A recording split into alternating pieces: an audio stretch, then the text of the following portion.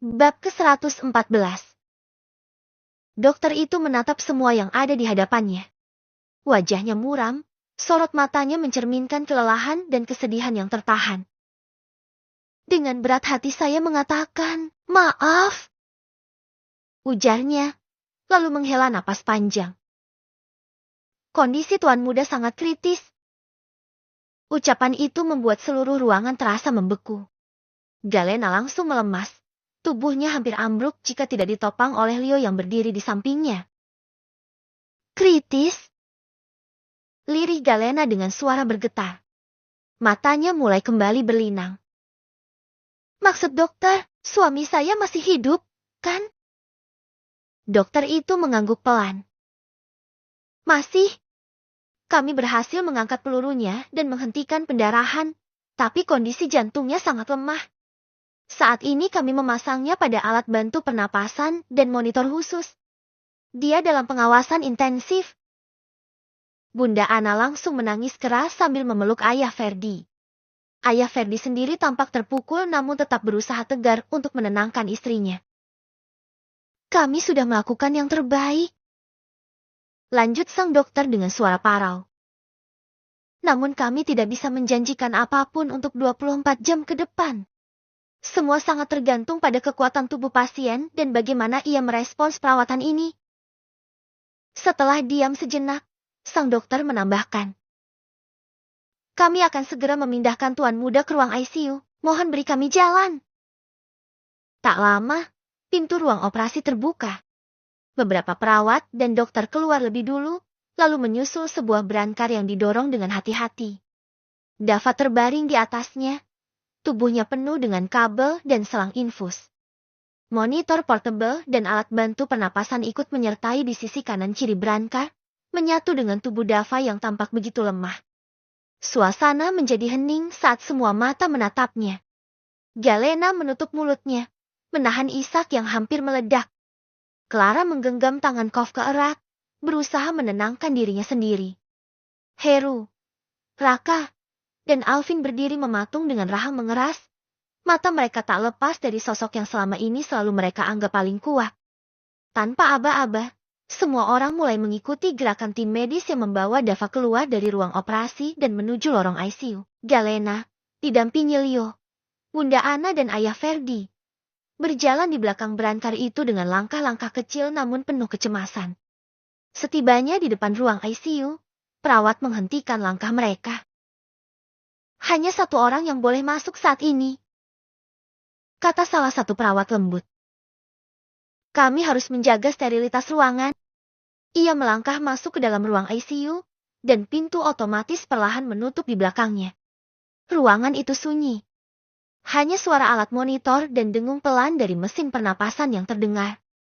Galena berdiri terpaku, menatap sosok Dava yang kini terbaring di ranjang ICU. Selang oksigen terpasang di hidungnya, dan kabel-kabel monitor menyambung ke tubuhnya. Wajahnya pucat, nyaris tak berwarna, tapi tetap menunjukkan ketenangan yang khas. Perlahan, Galena melangkah mendekat. Ia menarik kursi kecil di samping ranjang lalu duduk. Tangannya yang kecil menggenggam tangan Dava dengan hati-hati, seolah takut menyakitinya.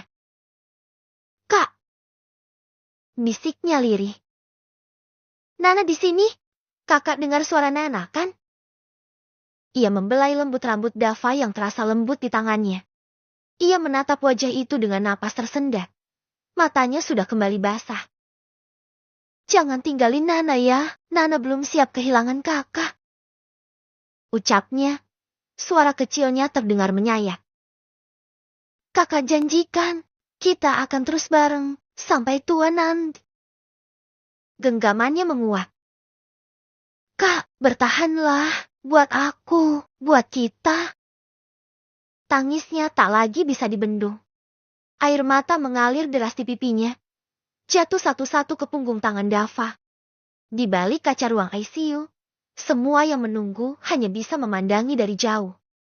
Wajah mereka diliputi keheningan dan kesedihan yang mendalam. Heru menunduk, menahan emosi. Raka menggigit bibirnya, dan Alvin menatap lurus ke arah Galena dengan ekspresi berat. "Bertahanlah, Bu." Gumam Heru nyaris tak terdengar.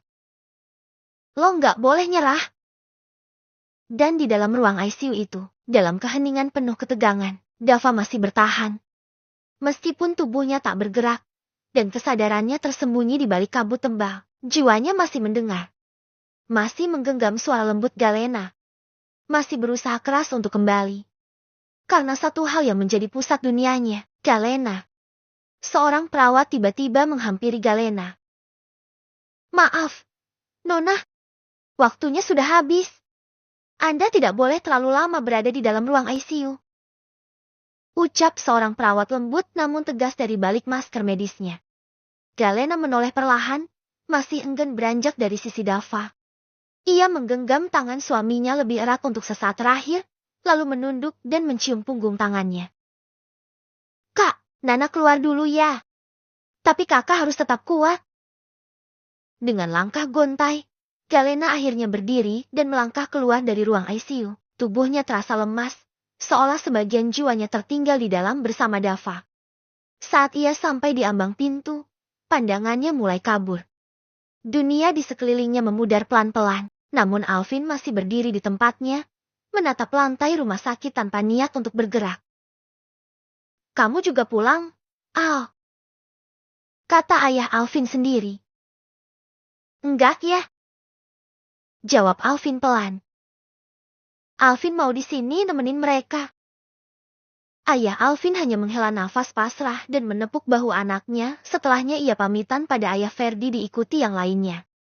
Dan, para kerabat keluarga Alexanderius pun akhirnya juga pulang ke mansion utama Alexanderius, membawa serta Bunda Ana yang dipaksa untuk pulang demi kesehatan dan menjaga Ano yang masih kecil.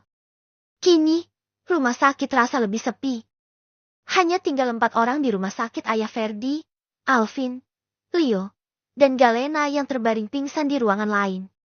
Sedangkan di ruangan Galena, Leo duduk di kursi samping tempat tidur Galena, terus menggenggam tangannya yang dingin. Sudah hampir 2 jam Galena belum terbangun dari pingsannya.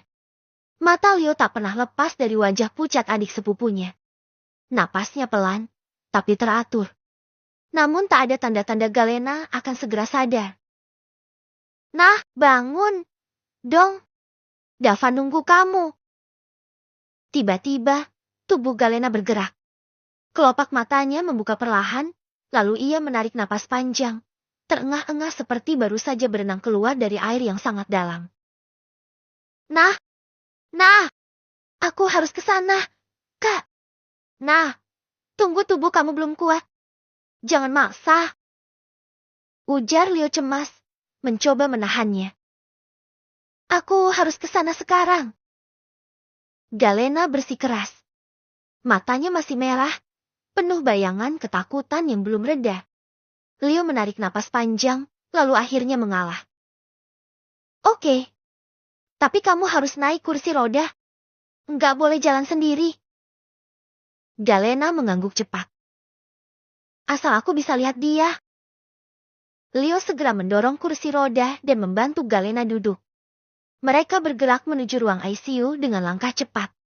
Namun saat baru saja melewati tikungan menuju lorong ICU, mereka melihat keributan. Beberapa dokter dan perawat berlarian ke arah ruang ICU dengan raut panik. Galena langsung menoleh pada Leo. Kak, cepat. Kak Dava, ada apa? Leo mempercepat langkah sembari mendorong kursi roda Galena hingga sampai di depan ruang ICU. Ayah Ferdi sudah berdiri di sana. Wajahnya tegang. Ayah, ada apa? Galena bertanya dengan suara gemetar, jantungnya berdegup tak karuan. Dava barusan, kejang hebat. Wajah Galena langsung pucat. Ia menatap ke balik kaca ruang ICU. Dari balik kaca itu, terlihat tubuh Dava yang sedang bergetar hebat di ranjang. Sementara para dokter dan perawat bergerak cepat, panik. Alat-alat berbunyi nyaring. Seorang perawat menyiapkan suntikan, dokter lain mencoba menstabilkan tubuh Dava yang terus kejang. Ya Tuhan! Bisik Galena. Air matanya kembali menetes. Tolong, jangan! Alvin dan ayah Ferdi hanya bisa berdiri terpaku. Mulut mereka komat kamit berdoa dalam hati. Galena terus memandangi monitor jantung. Grafik detak jantung Dava menurun, dan semakin menurun. Bunyi bipnya mulai jarang. Kak, jangan. Tolong jangan pergi.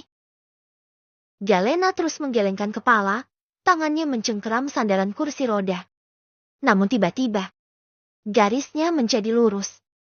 Bip. Bunyi nyaring memenuhi ruangan. Dokter dan perawat makin panik. Tidak. Teriak Galena histeris. Suaranya menggelegar memenuhi lorong rumah sakit. Memilukan dan penuh rasa kehilangan. Kak Dea Eva. Semua orang tersentak, dan suara Ishak langsung pecah. Namun, tiba-tiba dunia Galena menjadi gelap.